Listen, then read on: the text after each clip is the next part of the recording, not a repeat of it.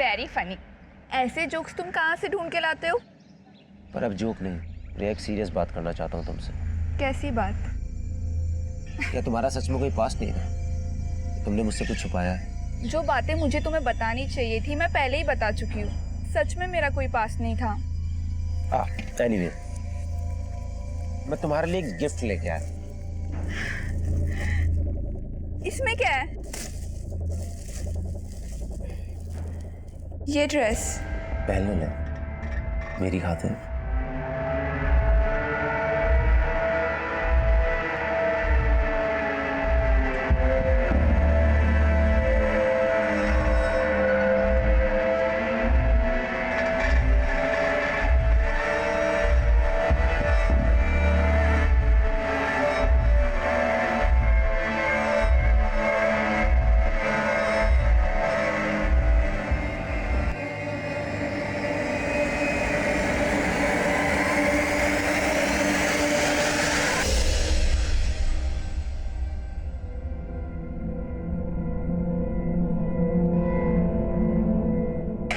बस हो गया, मंडी जाना है मुझे, देर हो रही है।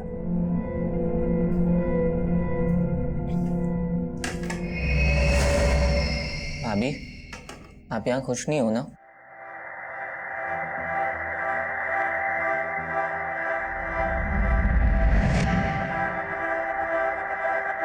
क्यों रे? इसको हमदर्द बनने की कोशिश कर रहे हैं। तेरे इरादे ठीक नहीं लग रहे मुझे। बताऊं क्या राजीव भैया को? तो बता दो ना, मुझे फर्क नहीं पड़ता है।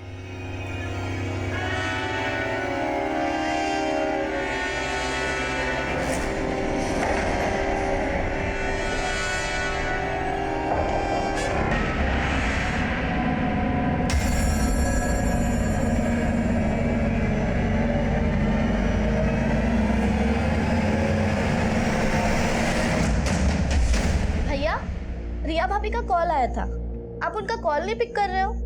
कोई झगड़ा वगड़ा हुआ है क्या उनसे? रुको, मैं रिया भाभी को कॉल कर रही हूँ, आप उनसे। कोई जरूरत नहीं, मैं बात कर लूंगा उससे।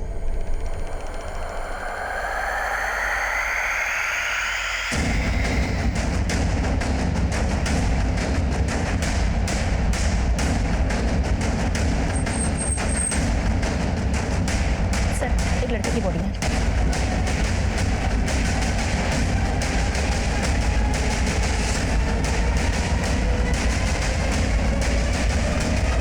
सर, इसके वॉलेट में कैश भी मिला है और इसका मोबाइल और घड़ी भी इसके पास ही था। गले में चेन भी है। मर्डर का मोटिव लूट तो नहीं था। देखो आसपास कुछ मिलता है क्या, और बॉडी पोस्टमार्टम के लिए भिजवाओ।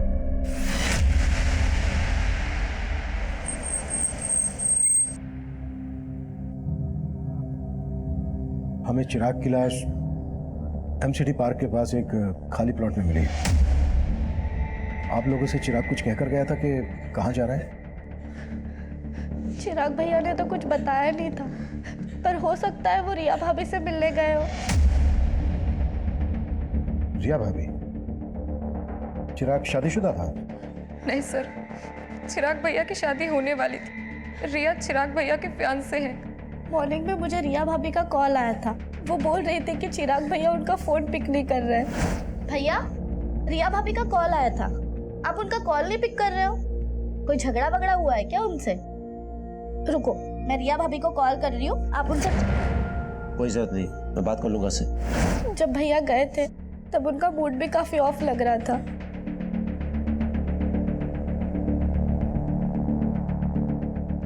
आप लोगों को किसी पर शक है जो चिराग का मर्डर कर दे?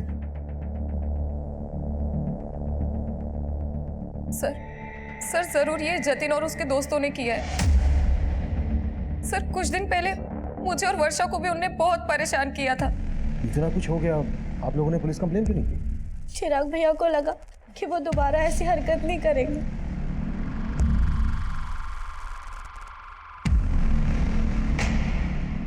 रविंदर, जतिन और उसके दोस्त के बारे में पता करो और उठा लो दोनों को। सर, एक बात है, हमें क्राइम सीन से चिराग का फोन मिला था। हमने फोन चेक किया तो उसको लास्ट कॉल रिया ने किया था। और सर, उन दोनों में करीब 5 मिनट बात हुई है। चिराग की बहनों की बातों से ऐसा लग रहा था जैसे चिराग और रिया के बीच झगड़ा हुआ। इस रिया से भी मिलना पड़ेगा।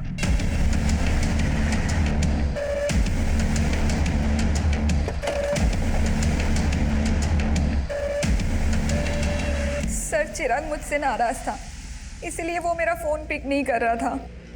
नाराजगी की वजह क्या थी? एक्चुअली मेरे पेरेंट्स का कहना था कि शादी के पहले हमें ज़्यादा नहीं मिलना चाहिए और वो मुझसे मिलना चाहता था। मैंने उसे मना कर दिया तो उसे ये बात बुरी लग गई।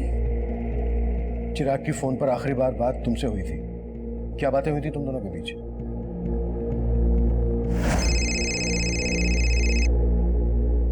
सो फाइनली तुमने मेरा फ़ोन उठा लिया।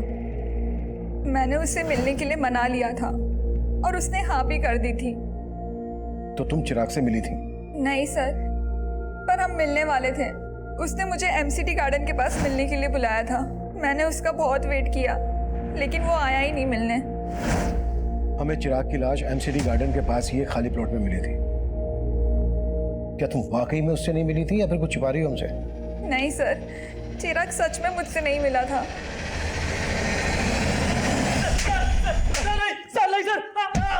सर नहीं सर, मुझे कुछ नहीं मालूम सर मैंने कुछ नहीं किया सर। तूने नहीं किया तो जतिन ने किया होगा। जतिन कहाँ है? सर जतिन 2 दिन पहले सर कुरुक्षेत्र गया था सर, और सर चिराग का मर्डर तो सर कल हुआ था। सर जतिन ने भी चिराग को नहीं मारा सर। अगर जतिन ने चिराग को नहीं मारा है तो वो अपना फोन बंद करके क्यों बैठा है? और कुरुक्षेत्र में कहाँ है वो? सर मुझे नहीं मालूम सर, मैं सर बोल रहा हूँ सर। नहीं मानेगा तो नहीं।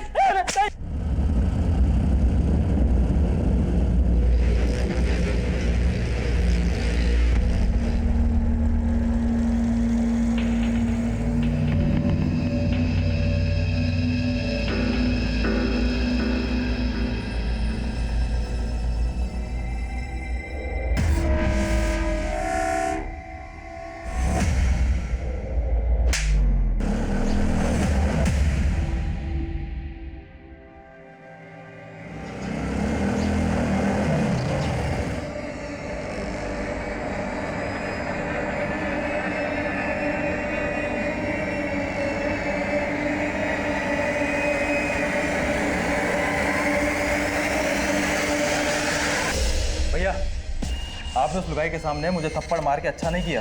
मैं चप्पल बाहर खोल के घुसा था। अरे चप्पल गई बाहर में, हमने तय किया था ना वो सिर्फ मेरी है। सर जतिन का फोन चिराग के मर्डर से एक रात पहले से हरियाणा के कुरुक्षेत्र में ही एक्टिव था, और अपने दोस्तों की गिरफ्तारी के बाद उसने अपना फोन कुरुक्षेत्र में ही बंद किया था। माना चिराग के मर्डर वाले दिन उसका फोन कुरुक्षेत्र में एक्टिव था, पर यह भी तो हो सकता है कि जतिन तब गाजियाबाद में हो और ये सब एलिबाई खड़ी करने की एक चाल हो। जतिन के लिए लुकआउट नोटिस जारी करो, वो गाजियाबाद में छुपा हो सकता है या फिर कहीं और भी सब। और जतिन के साथ साथ रिया के बारे में भी पता करो। जब चिराग का मर्डर हुआ तब रिया उसी एरिया में थी। हो सकता है उसने हमसे झूठ बोला हो कि वो चिराग से नहीं मिली थी।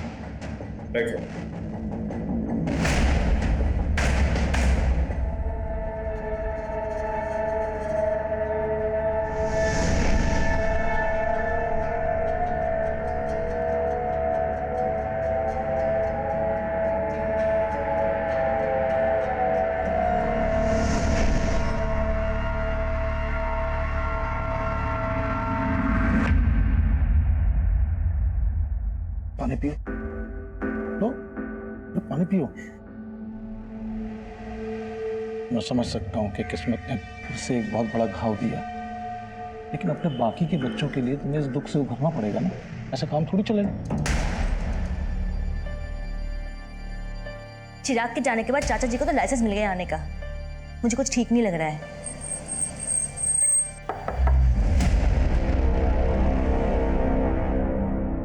हम जतिन की तलाश कर रहे हैं, लेकिन हमें रिया के बारे में भी कुछ बातें जाननी है। चिराग रिया को कब से जानता था और क्या उन दोनों की लव मैरिज होने वाली थी? नहीं सर, उसका रिश्ता तो हमने ही करवाया था। दरअसल रिया मेघा और वर्षा के साथ एक ही स्कूल में थी। रिया और मेघा तो बचपन की दोस्त हैं। उसके घर वालों को हम बहुत अच्छे से जानते हैं। तो क्या चिराग इस शादी से खुश था? हाँ सर, ये शादी उसकी मर्जी से ही हो रही थी। आप ये सब क्यों पूछ रहे हैं? आपको क्या रिया पे शक है? मतलब मुझे पता लगा कि चिराग जब मिलने गया था रिया को तभी ये सब। आप क्या रखते हैं चिराग के? जी मैं चिराग का जीजा हूँ। वैसे रहते कहाँ हैं आप? जी मैं इसी घर में रहता हूँ, यही। नहीं, और आप? मैं चिराग का चाचा हूँ सर। चिराग मेरी भाभी का इकलौता बेटा था। उसके बिना ये घर सर उसके गुनहगार बचने नहीं चाहिए सर।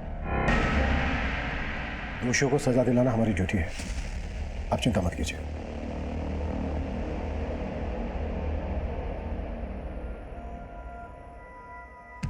चिराग के चाचा और जीजा को ज्यादा ही कंसर्न लग रहे थे। चिराग के फादर थे नहीं, जीजा घर जमाई। चेक करो कोई पर्सनल या प्रॉपर्टी को लेकर इश्यू तो नहीं था इन लोगों के बीच।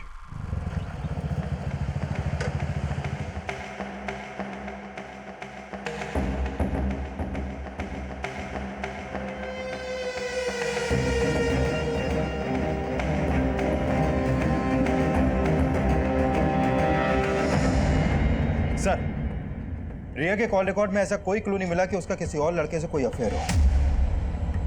रिया के पड़ोसी और बाकी रिश्तेदारों से पता करो, शायद कोई क्लू मिल जाए।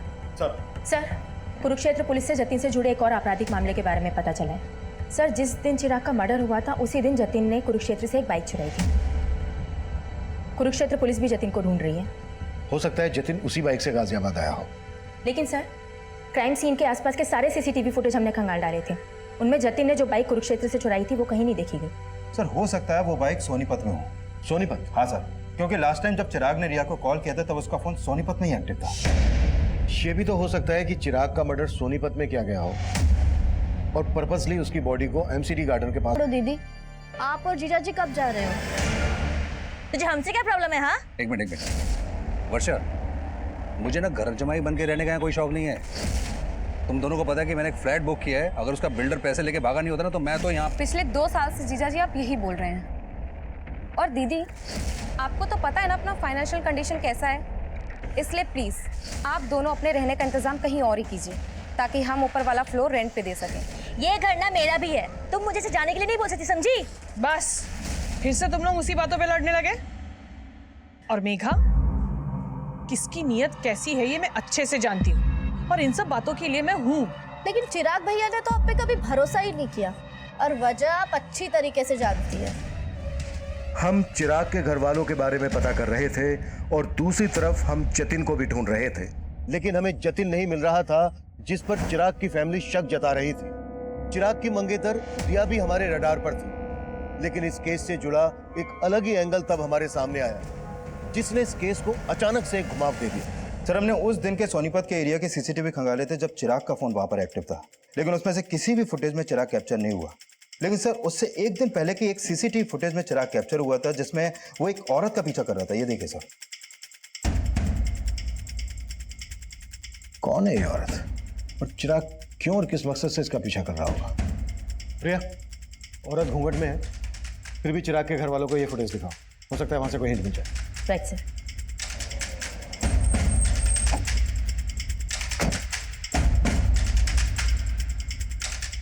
आप जानती हैं ये औरत कौन हो सकती है?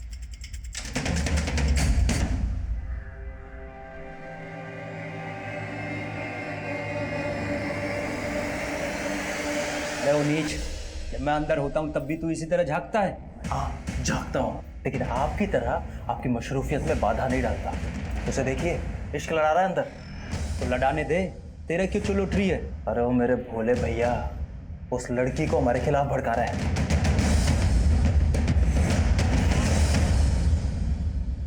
सर, चिराग की फैमिली इस औरत को आइडेंटिफाई नहीं कर पाई। वो लोग खुद कंफ्यूज है कि आखिर चिराग किसी औरत के पीछे क्यों जाएगा। सोनीपत के इस एरिया में पूछताछ जारी रखो, हो सकता है कि इसने कुछ विटनेस किया। सर, सुजाता के जिस रिश्तेदार ने रिया और चिराग का रिश्ता करवाया था, मेरी उनसे बात हुई। उनका कहना है कि चिराग के मर्डर वाली सुबह उनको रिया की माँ का कॉल आया था और वो रिया से चिराग का रिश्ता तोड़ना चाहती थी, लेकिन उससे पहले चिराग का मर्डर हो गया सर। यानी चिराग और रिया की स्टोरी में कोई और भी एंगल है। रिया की मदर ये रिश्ता तोड़वाना चाहती थी तो जाहिर सी बात है रिया को ये बात पता होगी, लेकिन रिया ने हमसे बताई नहीं। इस वजह से दोबारा मिलते हैं।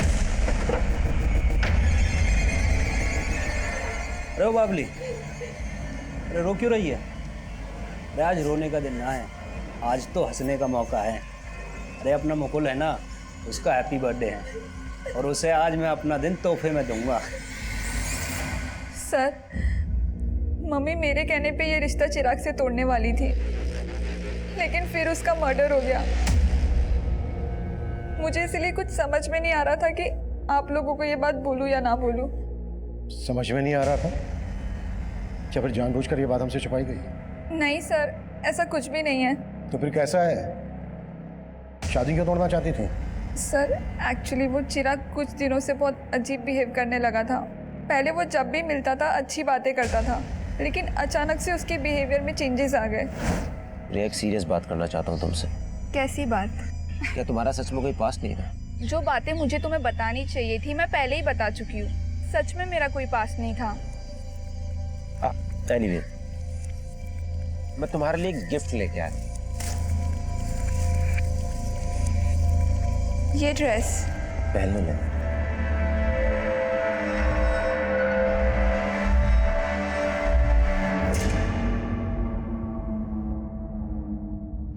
सर मुझे नहीं पता उसके मन में क्या चल रहा था, लेकिन उस दिन के बाद से वो बहुत अजीब अजीब सवाल करने लगा। मेरा क्लासमेट कौन था, मेरे दोस्त कौन थे। मतलब उसे तुम पर शक था कि तुम्हारा कोई एक्स है? नहीं सर, ऐसा कुछ भी नहीं है, लेकिन उसके इन सवालों से मैं तंग आ गई थी। मैंने ही मम्मी से कहा था कि मैं उससे शादी नहीं करना चाहती, और फिर मैंने डिसाइड किया कि उस दिन मैं चिराग से मिलकर सब कुछ ख़त्म कर लूँगी। तो उस दिन चिराग तुमसे मिला था? नहीं सर, मैंने कहा ना मैं उस दिन चिराग से नहीं मिली। लेकिन चिराग की लाश हमें उसी एरिया में मिली जहाँ तुम उससे मिलने वाली थी। सर आप कहना क्या चाहते हैं? मैंने चिराग को मारा है? सर, माना रिया के बयान से लग रहा है कि चिराग को डाउट था कि रिया का कोई पास्ट होगा, लेकिन जितना हमने रिया के बारे में पता किया उससे कहीं नहीं लगा कि रिया की लाइफ में कोई और लड़का भी होगा। लेकिन सवाल यह है कि चिराग को शक क्यों था?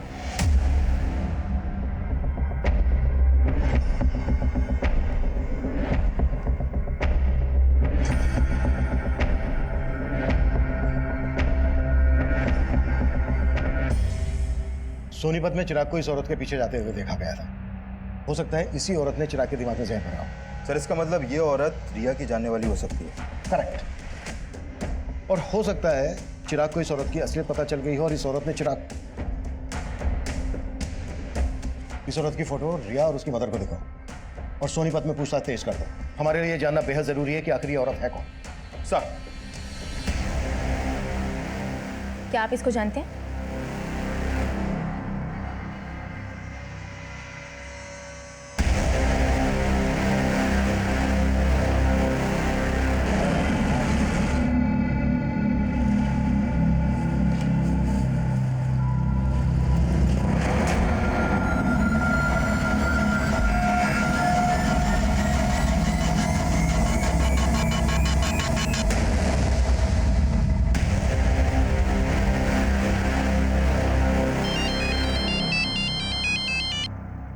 हेलो,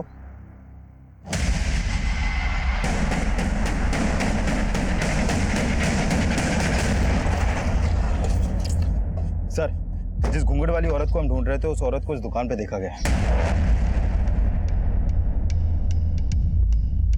सर, वो औरत उस दिन यहाँ खरीदारी करने आई थी। सुनिए, अब जी नहीं पहचाना? अरे चिराग। उसके बाद वो लड़का भी यहाँ से उस औरत के पीछे चला गया था।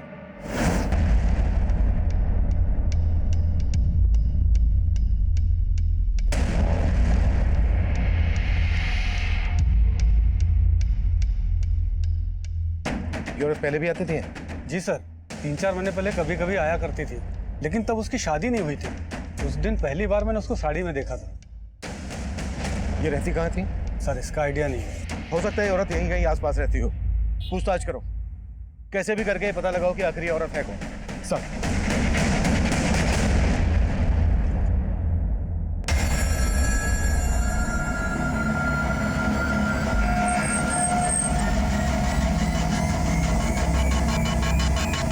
हम सोच ही नहीं पा रहे थे कि उस घूंघट वाली लड़की की चिराग के मर्डर में क्या भूमिका होगी, लेकिन उसी दौरान कुरुक्षेत्र पुलिस से हमें जतिन से जुड़ी एक अहम लीड मिली और आखिरकार हमने जतिन को धर ही लिया।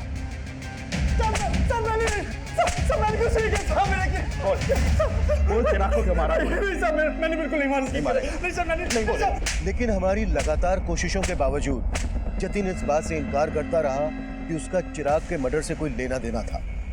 वहीं उस घूंघट वाली औरत की तलाश हमें एक ऐसे मकाम पर ले आई जहां हमारे सामने आया कि चिराग अपने सोशल मीडिया अकाउंट से उसके टच में था।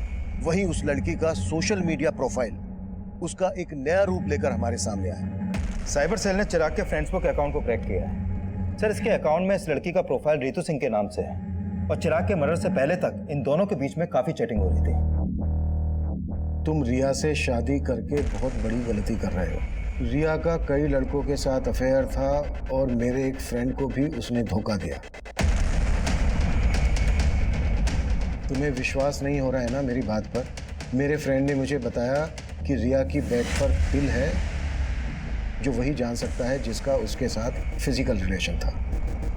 सर, यानी ये रितु रिया को भी जानती है और उसके बॉयफ्रेंड को भी। लेकिन रिया ने रितु का फोटो आइडेंटिफाई नहीं किया और ना ही उसकी बैकग्राउंड से हमें यह पता चला है कि रिया का किसी के साथ कोई अफेयर था। हो सकता है कि रितु रिया के खिलाफ चिराग को भड़का रही हो। चिराग ने अपने मर्डर से एक दिन पहले मैसेज किया था कि मैंने तुम्हें सोनीपत में देखा था लेकिन तुमने मुझे देखकर अनदेखा किया, और उसके जवाब में ये लिखती है, उस समय मुझे कुछ सूझा नहीं था, मैं तुमसे दोबारा मिलने के लिए तैयार हूँ। उसके बाद कोई चैटिंग नहीं हुई। सर, इसका मतलब चिराग इस लड़की से मिला होगा और जरूर चिराग के मर्डर में इसी लड़की का हाथ होगा सर। लेकिन इनकी चैटिंग से ऐसा लग नहीं रहा है कि सिर्फ ऑनलाइन फ्रेंड थे, शायद इससे कुछ ज़्यादा था। May be affair. लेकिन सर, चिराग के कॉल रिकॉर्ड में तो ऐसे किसी भी रितु नाम की लड़की का कोई नंबर नहीं मिला है। लेकिन चैट से ऐसा लग रहा है कि इन दोनों के बीच सिर्फ चैटिंग नहीं होती थी, फ़ोन पर भी बातें होती होंगी, शायद इंटरनेट कॉलिंग। मामला जिल्टेड लवर का लग रहा है। लो, चिराग और रितु एक दूसरे को पसंद करते थे, लेकिन चिराग रिया से शादी करने वाला था, तो हो सकता है रितु को ये बात पसंद नहीं हो और इसलिए उसने रिया के खिलाफ चिराग के दिमाग में जहर भरा हो, और जब उसे लगा कि उसका प्लान फेल हो रहा है तो उसने चिराग को मरवा दिया। पर इस लड़की का प्लान तो ऑलमोस्ट सक्सेस हो ही चुका था सर, क्योंकि रिया चिराग को शादी के लिए मना ही करने वाली थी। लेकिन इससे पहले कि रिया चिराग से मिल पाती, चिराग का मर्डर हो गया। एक काम करो, रितु के बारे में सब कुछ पता करो।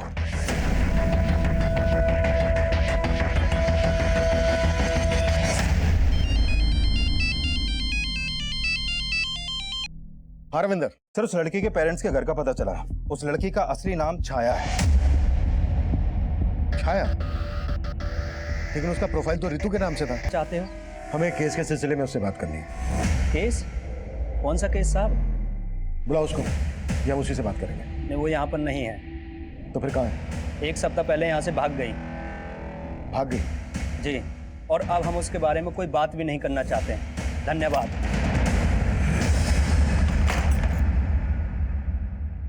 सर, छाया का फोन स्विच ऑफ है।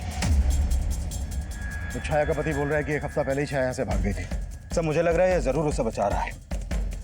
हो सकता है छाया के फादर राम सिंह को पता चल गया था कि हम छाया को ढूंढ रहे हैं। एक काम करो, छाया के फादर राम सिंह पे नजर रखो और ससुराल वालों पर भी। इनके बारे में सब कुछ पता करो। सर,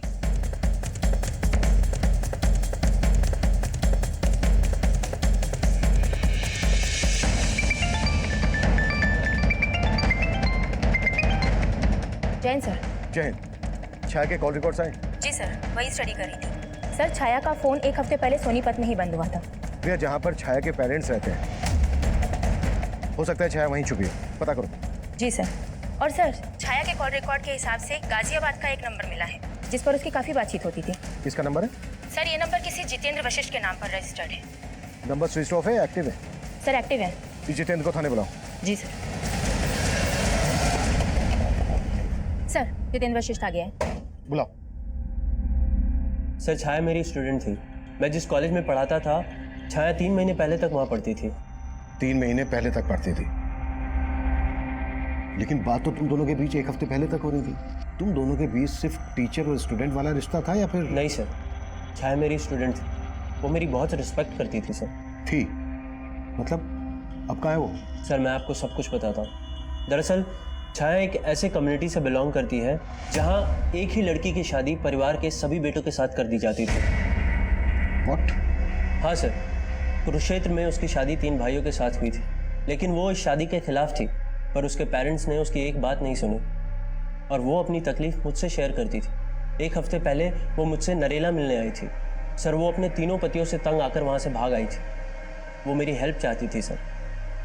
कैसी हेल्प? सर, उसको पैसों की ज़रूरत थी। उसने मुझसे कहा था कि मुंबई में उसकी एक फ्रेंड है जो एनजीओ में काम करती है। मैंने उसे मुंबई जाने के लिए 10,000 रुपये भी उधार दिए थे और फिर उसके बाद वो चली गई।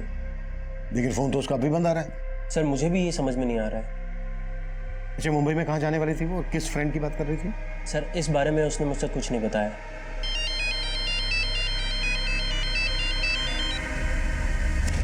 हाँ रविंदर। सर, सोनीपत पुलिस से एक चौंकाने वाली इन्फॉर्मेशन मिली है।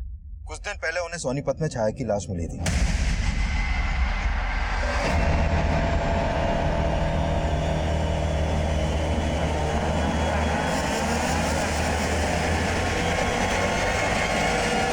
सर, सोनीपत पुलिस ने छाया का पोस्टमार्टम करवाया तो सामने आया कि छाया का मर्डर भी चिराग की तरह उसका गला दबा के किया गया था और उसकी मौत 1 हफ्ते पहले तभी हो गई थी जब उसका फोन बंद हुआ। लेकिन जितेंद्र की ये बात सही निकली कि छाया की शादी 3 भाइयों से हुई थी। Right sir. और उस गांव में ऐसी कई औरतें हैं जिनके एक से ज्यादा पति हैं और सभी वहां के जमींदार हैं। सर, उस गांव की रीति के हिसाब से एक ही परिवार के सभी बेटों की शादी एक औरत से इसलिए करवाई जाती है ताकि जमीन का बंटवारा ना हो, लेकिन औलाद पैदा करने का हक सिर्फ बड़े भाई को होता है। बाकी के भाई उस औरत को सिर्फ एक सेक्स वर्कर की तरह इस्तेमाल करते हैं। सर, छाया इस शादी के खिलाफ थी। हो सकता है चिराग और छाया का शादी के पहले से अफेयर हो। इस बात में सच्चाई नहीं लग रही, क्योंकि चिराग रिया से शादी करने वाला था और छाया चिराग से ऋतु बनकर चैटिंग करती थी। हाँ, एक बार को यह हो सकता है कि छाया के तीनों पतियों को ऐसा लगा हो कि छाया और चिराग का अफेयर चल रहा है, इसलिए उन्होंने पहले चिराग को और उसके बाद छाया को मार डाला। संतोष, बहुत हो गया तेरा 1/3 और हम तेरी हड्डियों के बट्टे खट्टे करेंगे। बोल, क्यों मारा चिराग को, क्यों मारा छाया को? साहब हम तो बोल साहब, हम तो चिराग को जानते भी नहीं थे और छाया तो घर से भाग गई थी साहब। हम सच बोल रहे हैं साहब, हमने कुछ नहीं किया। झूठ ना बोलो साहब, इन दोनों ने ही मारा है छाया को। झूठ क्यों बोल रहा है तू? पीछे रह के बात कर। बोल। झूठ बोल रहे हैं साहब, ये इन दोनों ने ही मारा है। मुकुल को दूसरे कमरे में लेकर आओ। साहब चिराग कौन है ये तो मैं भी नहीं जानता, कि मेरे दोनों भाइयों ने सर जीना हराम कर दिया था उसका। पर शादी तो तूने भी की थी उससे। सर जैसी जबरदस्ती उसके साथ हुई थी वैसी ही मेरे साथ हुई थी। छोड़ो मुझे। अरे तू चल अंदर, छोड़ो मुझे। बना हैप्पी बर्थडे, और वो भी हमारे सामने, और साबित करके बता कि तू उसका कसम है कि इसका यार। चल कपड़े उतार, चल। क्या बोल रहे हो ये भैया? कपड़े उतार चल। अरे तू भी उतारना, चल ला इसे। लेकिन मैं छाया की तकलीफ समझता था, इसीलिए मैंने ही उसे भागने में मदद की थी।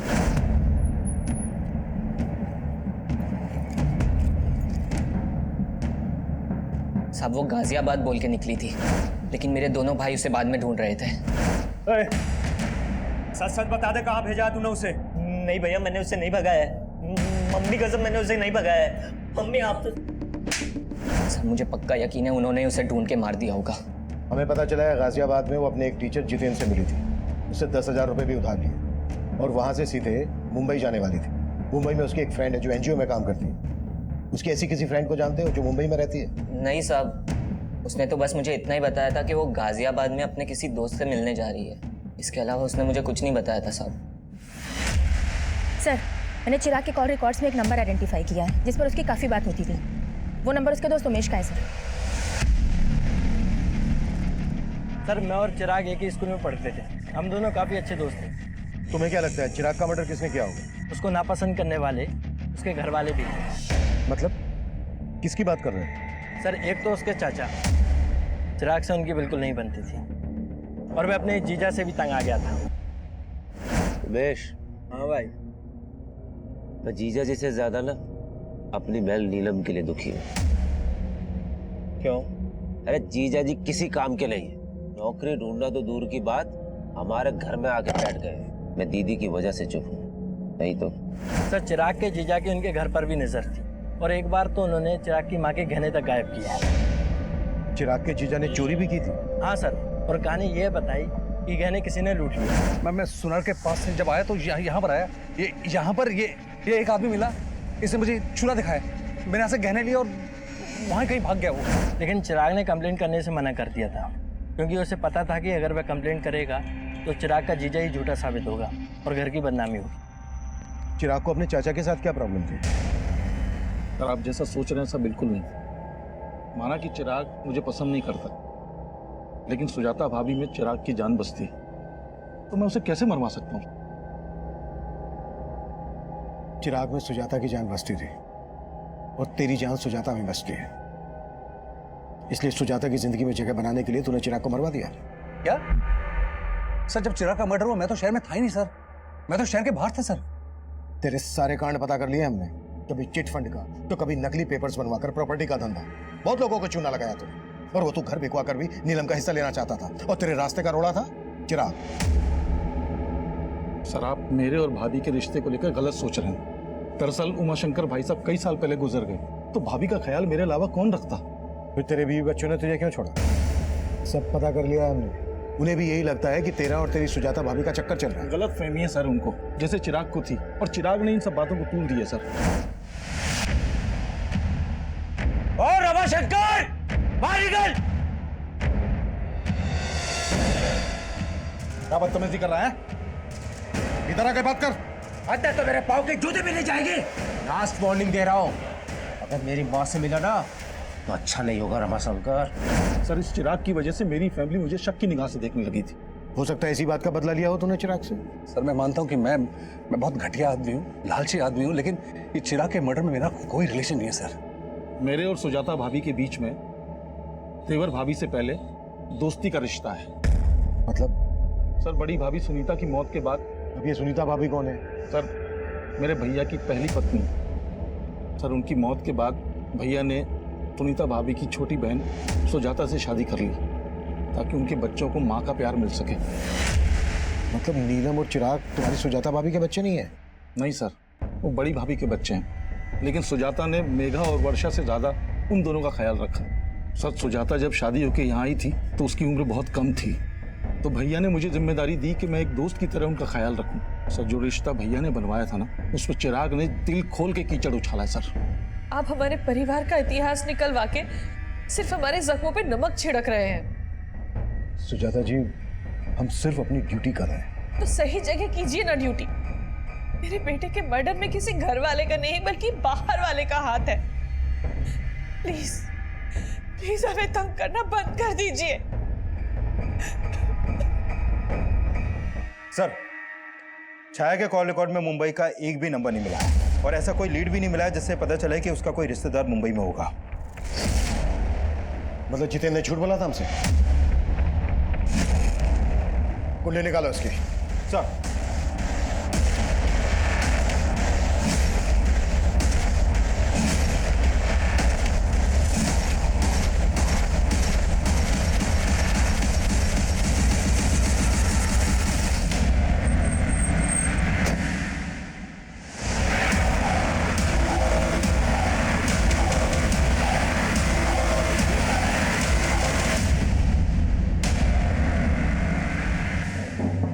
छाया का टीचर, मेघा का लवर। वो चाहे तो कोई दूसरी नौकरी कर सकता था, लेकिन नहीं, माँ ने ये नौकरी उसके नाम कर दी। मुझे लगा अगर मैं चिराग को मार दूंगी तो ये नौकरी मेरे नाम हो जाएगी। मुझे मालूम था छाया जितेंद्र की स्टूडेंट थी, इसलिए जितेंद्र की मदद से हमने छाया की फोटो यूज की और रितु नाम की एक फेक प्रोफाइल बनाई और चिराग को फ्रेंड रिक्वेस्ट भेजी, और उसने वो रिक्वेस्ट एक्सेप्ट भी कर ली। धीरे धीरे हमारी नॉर्मल बातें होने लगी। फिर एक दिन चैटिंग के थ्रू चिराग ने मुझे कहा कि उसे रिया से शादी करनी है। बस इसी मौके का फायदा उठाकर मैंने चिराग को कहा रिया की फोटो भेजने के लिए, और फिर मैंने उसे लिखना शुरू किया कि मैं रिया को जानती हूँ, और फिर धीरे धीरे चिराग के मन में रिया के खिलाफ शक पैदा करवाया। और चिराग तुम्हारे उन मैसेजेस पर बिना सोचे समझे भरोसा करने लगा था? नहीं, मैं रितु बनकर कभी कभी किसी ऐप के जरिए उसे वॉइस कॉल करती थी। एक तरफ चिराग और रिया का रोज झगड़ा होने लगा, और दूसरी तरफ चिराग मुझसे बार बार मिलने की रिक्वेस्ट करने लगा। उसी दिन उसने छाया को सोनीपत में देख लिया, और छाया ने उसे देखकर जिस तरह से रिएक्ट किया उसे शक होने लगा।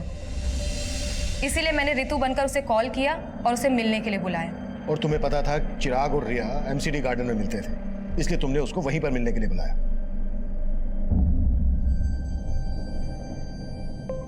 भैया, मेघा तू? रिया ने मुझे आपके पास भेजा है, चलिए मैं आपको उसके पास ले चलती हूँ।